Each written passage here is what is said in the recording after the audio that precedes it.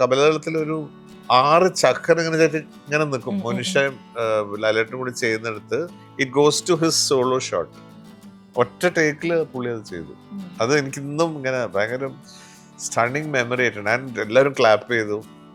It's not easy. ആ balance പോവാതെ ഒരു സ്ഥലത്ത് നിന്ന് ചെയ്ത് ഇങ്ങനെ സ്റ്റഡി ആയിട്ട് നിൽക്കുക എന്നുള്ളത്, അത് ചെയ്തപ്പോൾ എല്ലാവരും ക്ലാപ്പ് ചെയ്തിരിക്കും. അതൊരു ഫോണ്ട് മെമ്മറി. സംഗീതമേ പാടണം, ഒച്ച പാടി ഇവിടെ ഇത് അനങ്ങണം, അവിടെ അത് അനങ്ങിയില്ല എന്ന് പറയും സാറ്.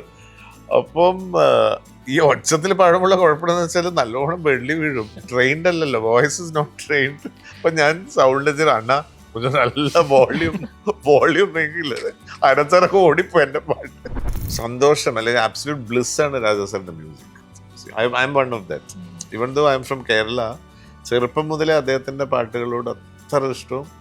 ഈ പടം ചെയ്യുമ്പം എൻ്റെ ആ മ്യൂസിക്കിന് എനാക്ട് ചെയ്യുക, ബാലു സാറിന്റെ ശബ്ദത്തിന് പാടി അഭിനയിക്കുക, ജാനകിയമ്മയുടെ ശബ്ദത്തിന് അഭിനയിക്കുക കൂടെ. What beautiful songs. രാജ സാറിന്റെ ആ പാട്ടുകളൊക്കെ ഭരതേട്ടൻ ഇന്നും പറഞ്ഞെനിക്കാൻ വേണ്ടി അതിന്റെ മ്യൂസിക് സിറ്റിങ്ങിന് പോയിട്ട് എടാ അരമണിക്കൂറിലടാ കട ആ എടുക്ക് മല്ലി ഇങ്ങനെ ആ ഹാർമോണിയത്തിൽ ഇങ്ങനെ വായിക്കുക, അതൊക്കെ കിട്ടച്ചൊല്ലി വെച്ച് he use to do it in half an hour. They went to fishermen's cove, ചെന്നൈയിലെ വലിയൊരു താജിന്റെ ഒരു അവിടെ ആയിരുന്നു ഇതിന്റെ music sitting. Half an hour ഈ 6 പാട്ട് കമ്പോസ് ചെയ്തു.